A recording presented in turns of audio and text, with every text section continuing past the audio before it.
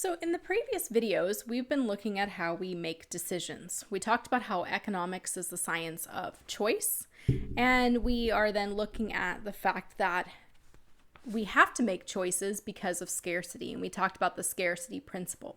So we have unlimited wants, but limited resources, so we have to make choices. And we use the same approach for all choices, whether we're choosing life or death, or we're choosing whether to eat a snack or have a hamburger or have a sandwich. We use that cost-benefit analysis approach. Now, sometimes it's an instant decision. Sometimes it is something that we research and think about for months. Should we buy this house? Should we move? Should we take this job? Should we leave our current job? Some of them are long drawn out processes where we actually write out the pros and cons list. And some of them are snap decisions. Should I put on my seatbelt? Should I drive home from the bar? But we do those decisions in the same way. We actually weigh the costs and benefits. When we make decisions on the margin. And we say we make decisions on the margin because when we consider whether to do something, not do something, consume something, buy something, enjoy something, we are weighing the marginal benefit and the marginal cost. So we don't consider all the benefits, we don't consider all the costs, only the extra that are incurred based on the decision. So if I decide to go on a trip to Hawaii, what's the extra benefit of going to Hawaii?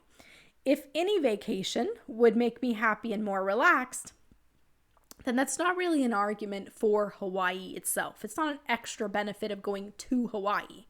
So it's not part of the decision. Now, it might be part of the decision to go on a vacation, because if I don't go on a vacation, I'll be stressed and grumpy.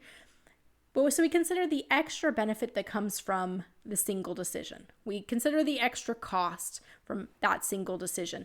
If it's a cost that you would incur regardless, then it is not relevant to the decision. So let's look at the costs and benefits we make when we make decisions.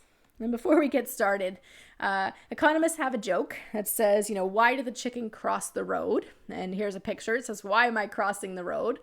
And the response from the economists is because the marginal benefit is more than the marginal cost. So we do things when the extra benefit to us, the extra happiness or utility we get, is more than the extra cost of doing it. So we define the marginal benefit, that's the extra happiness, and we talked in earlier videos about how we can measure that extra happiness in terms of utility or satisfaction. I have forgot to put on my writing glove. If I don't have it on, then it makes marks all over my slides, so just put that on quick. And you may see my little monster running around. I have a little cat that he has suddenly decided he needs super attention right now. So expect him to be in the video pretty quick. Utility, satisfaction. So the extra benefit is that extra happiness or satisfaction that we get from something. And then we consider the extra cost or the sacrifice. So when we look at the extra cost, this can be money. We also have to consider the opportunity cost, right? There is a sacrifice to what we do. Opportunity cost being the value of the next best alternative. So we look at a decision. So for example, you are thinking about going to a movie, and it's kind of strange times to talk about going to the movie theater, but think back to the last movie that you went to. And as you decide to go to this movie, okay, you're thinking about, should I attend? Well, let's suppose that you buy the ticket online because you're very excited about this.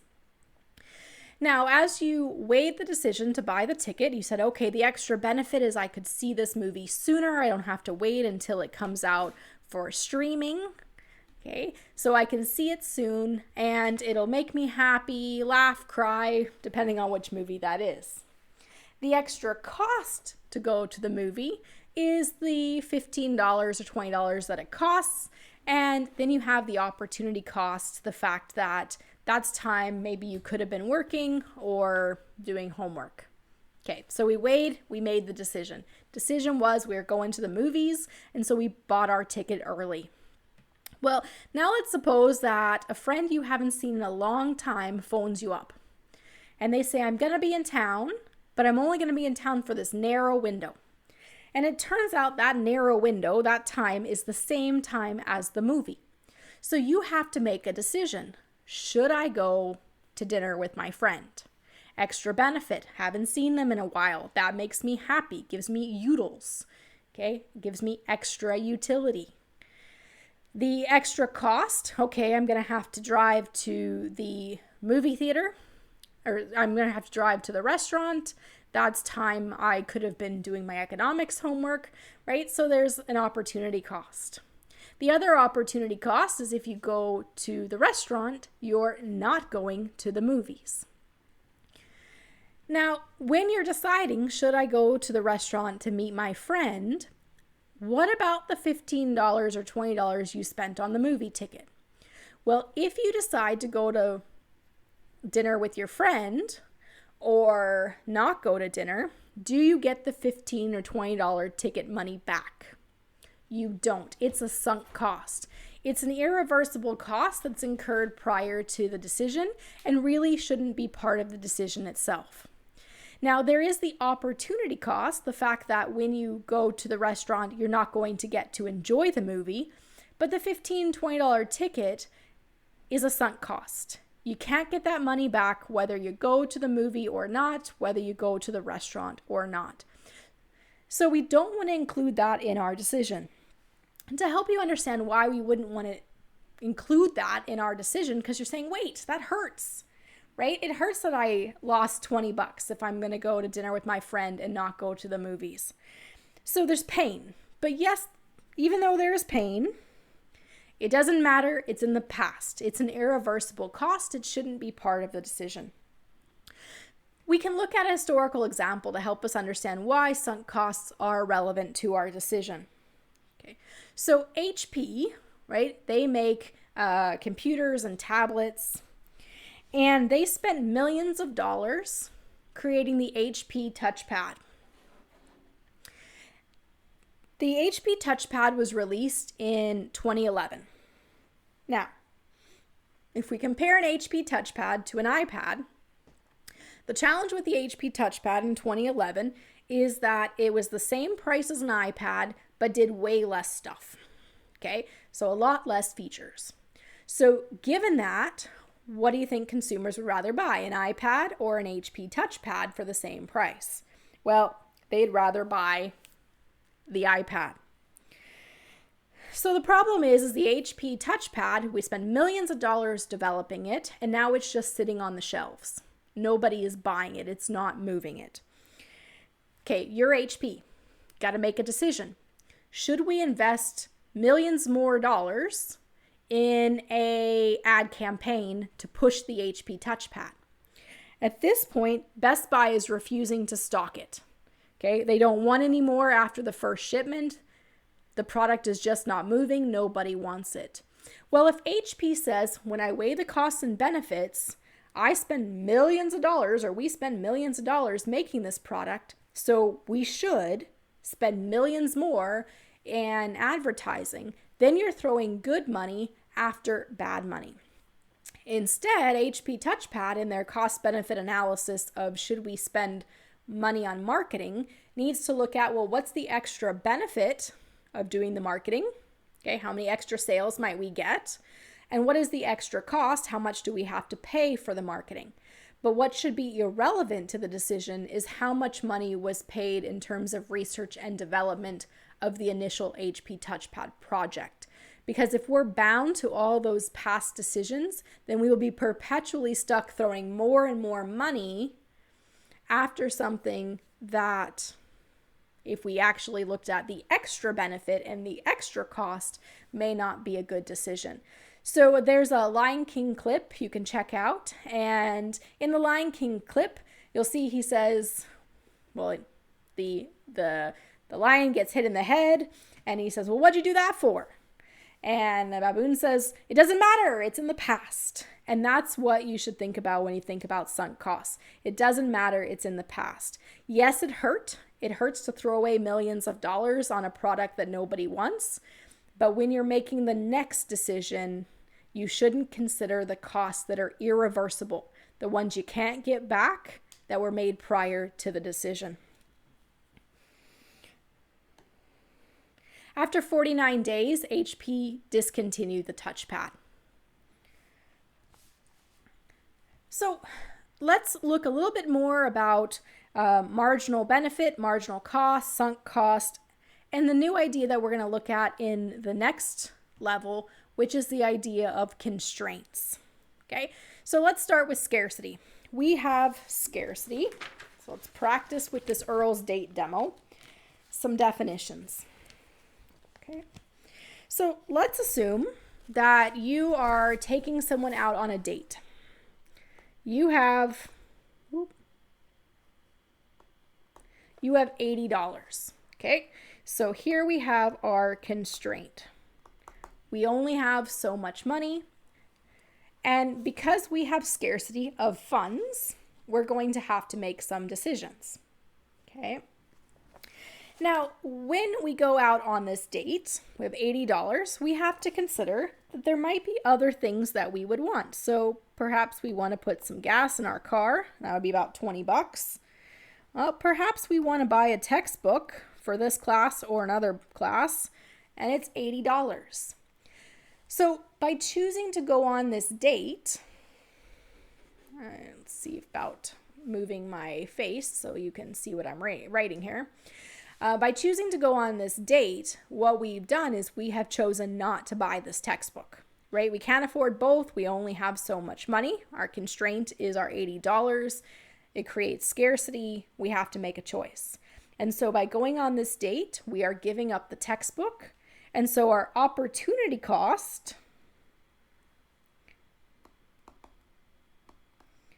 of going on this date is the textbook. That's assuming, of course, that buying a textbook is the next best alternative to a date, which is probably not the case.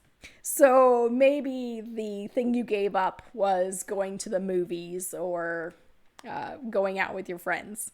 Okay, so we have talked about constraint. We've talked about an opportunity cost. All right, now let's start making some decisions about what we're going to order while we're on this date. So because we asked on the date and we are being chivalrous, we'll let our date pick their items first. So let's suppose that your date decides that they would like, I don't know, what do they like? Maybe they like a steak and they're going to have some dessert that goes with that. And then they're going to have a beer. Okay. So what we see here is that the date orders steak and a sundae and a beer, which if we add that up, what do we get? We get $36. Okay. Now it's highly unlikely that you're going to say, hey, date, maybe order a little less, not the dessert, right? We'll never say that on a date. So in terms of the decision that you make, in terms of what you're going to order, your constraint is no longer the $80. Your constraint is now $80 minus the $36, right? So you really only have $44 in which to work with, assuming that you're not going to buy gas or other items. So the date's expenses of a steak and a sundae and a beer are really sunk costs to you. They're irreversible. You're not going to take them back. When you make a decision about what to order, it's not like you're going to say, well, you know what? I want ribs and chicken. So, hey, date, you're not going to spend on the sundae, right? You wouldn't say that. So that, while it's a cost to you of that $44 for your date's dinner, if it doesn't change, regardless of what you order, then it's a sunk cost. So now we need to look at what you're going to order with the $44. So perhaps you are going to order grilled chicken. Now you have to make that decision. What do I like? What does it cost? So we're constrained. We have the sunk cost. We're not asking our date to take it back. And so we have to look at what is the extra benefit of the grilled chicken. Well, how happy does it make me? Well, maybe it makes me feel healthy, that I'm not eating a bunch of junk food, okay, because it's grilled, not fried. So how much happiness does it give you? If you've been craving grilled chicken, then there's extra happiness or utils to go with that. And then we have to look at the extra cost. So the extra cost is the $13 of the grilled chicken, but it's also what you would have given up. Because if that grilled chicken money can no longer be used for hamburger money, and hamburger was the next best option, it was your second choice for your meal, then we have that additional opportunity cost of what you gave up. So you had the grilled chicken, it cost you $13. It also cost you the enjoyment you would have gotten from that hamburger. So we can look at how we make decisions by taking into consideration the extra benefit, the extra cost, our constraints, and our sunk costs. And we're looking at how we make decisions when there is scarcity and what is creating that scarcity. Here it's money, but you also have scarcity in terms of time and energy. In the next level, what we're going to do is we're going to look at the choices that are made and the scarcity principle, primarily in terms of money. We're going to look at how do we quantify benefits? What are utils? Okay, we'll look at that in more detail, and we'll look at decisions that households make in terms of should you buy something, how much are you willing to pay for it, how much are you willing to buy? And that really comes down to these decisions where we weigh the costs and the benefits, the extra costs and the extra benefits. We make decisions on the margins.